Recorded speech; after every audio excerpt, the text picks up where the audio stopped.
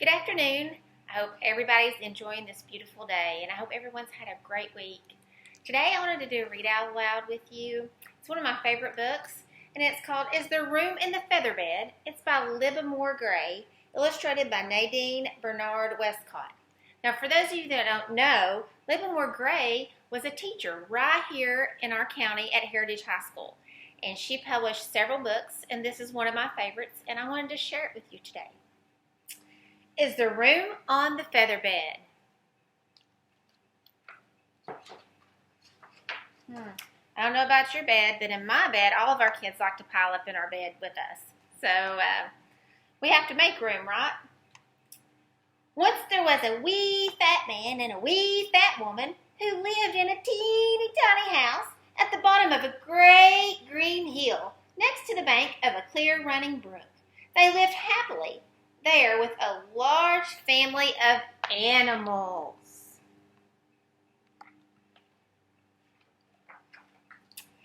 There was a green-headed goose, a yellow-billed duck, a woolly white sheep, a speckled black hen, a fat pink pig, a furry brown dog, an orange-spotted cow, and a grinning gray cat. That's a lot of animals to take care of. Do you have a lot of animals to take care of at home? And from time to time, a small plump skunk with a broad white stripe down the center of its bushy back stood upwind watching them. The other animals never let him get too close. They ran away whenever he came near. Why do you think they would run away from the skunk?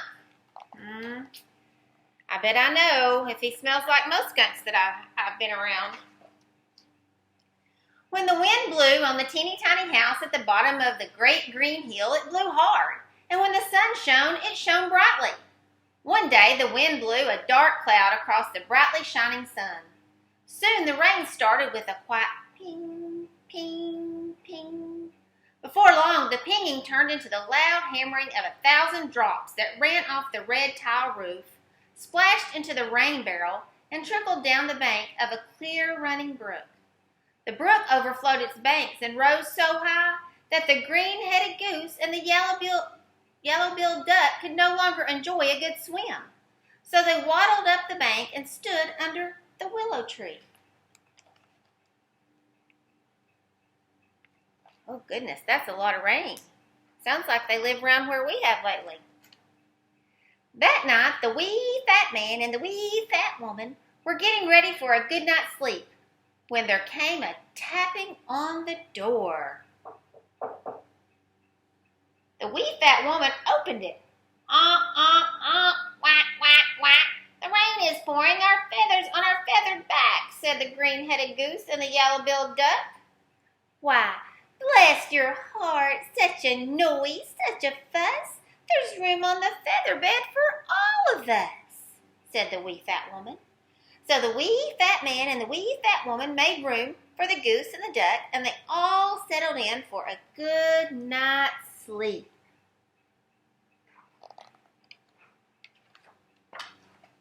No sooner than their eyes closed than there came a second tapping on the door. The wee fat woman opened it.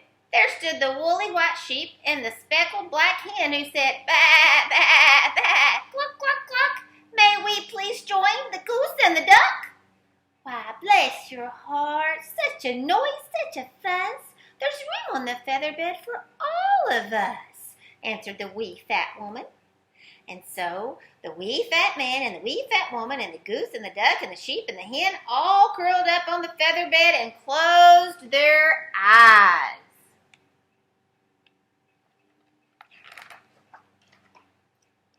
Soon there was more tapping on the door. Outside stood the fat pink pig and the furry brown dog who said, "Oink, oink, oink, woof, woof, woof. May we stay beneath your warm, dry roof?" And the wee fat woman welcomed them too. Why, bless your heart, such a noise, such a fuss. There's room on the featherbed for all of us.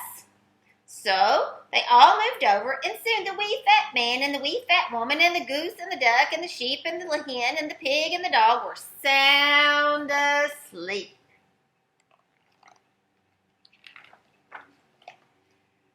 Just as a nice stream was beginning for them all, there came another tap on the door. The wee fat woman opened it, and this time the orange-spotted cow and the grinning gray cat stood outside in a large puddle of water, and they said, "Meow, meow, meow, moo, moo, moo. We'd all like to come in till the sky turns blue." The wee fat woman welcomed them kindly as well, and a place was made for them on the featherbed, which by now was a little crowded. You think? That's a lot of animals in the bed. Soon they were all fast asleep.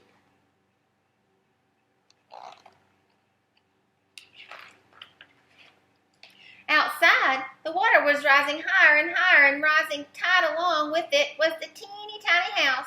It rocked gently as if it were a cradle, helping everyone to sleep soundly indeed. But before long, the wee fat woman was awakened yet again by another tap, tap, tap on the door. A now very sleepy wee fat woman opened it and was astonished to find a small plump skunk who sang out, "I'm a small plump skunk who cannot swim. I'm asking politely, may I please come in?" The wee fat woman scooped up the small skunk and said, "Why, bless your heart, such a noise, such a fuss. There's room on the feather bed for all of us."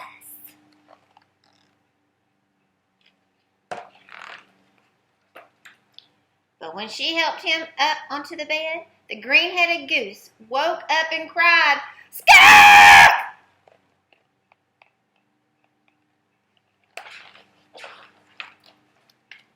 And with that, the wee fat man and the green-headed goose and the yellow-billed duck and the woolly white sheep and the speckled black hen and the fat pink pig and the furry brown dog and the orange-spotted cow and the grinning gray cat scattered into the dark, wet night. I think I would have had to run out too. It didn't take long before they began to think about the soft, dry feather bed. Finally, the green-headed goose called out to the others, "Maybe we shouldn't have raised such a fuss. Skunk's cozy inside, but just look at us." They don't look so cozy, do they?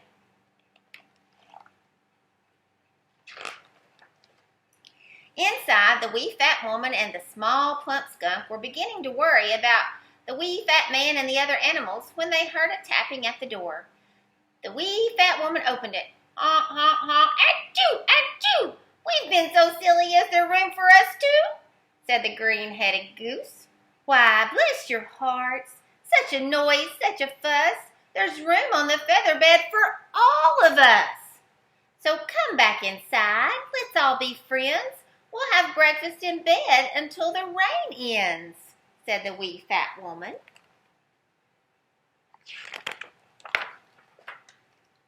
And so they did.